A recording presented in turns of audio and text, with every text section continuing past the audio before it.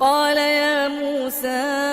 إني اصطفيتك على الناس برسالاتي وبكلامي فخذ ما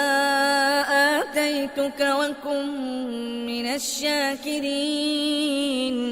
وكتبنا له في الألواح من كل شيء موعظة وتفصيلا لكل شيء فخذها بقوة وأمر قومك يأخذوا بأحسنها سأريكم دار الفاسقين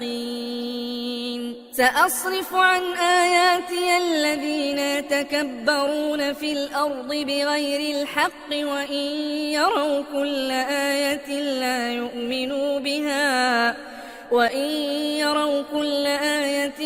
يؤمنوا بها وإن يروا سبيل الرشد لا يتخذوه سبيلا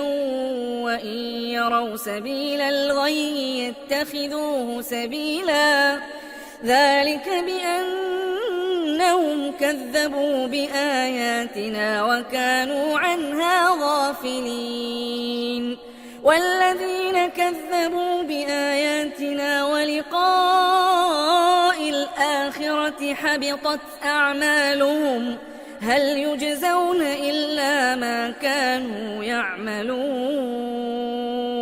واتخذ قوم موسى من بعده من حليهم عجلا جسدا له خوار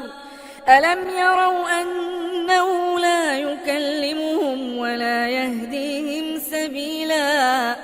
اتخذوه وكانوا ظالمين ولما سقط في أيديهم ورأوا أنهم قد ضلوا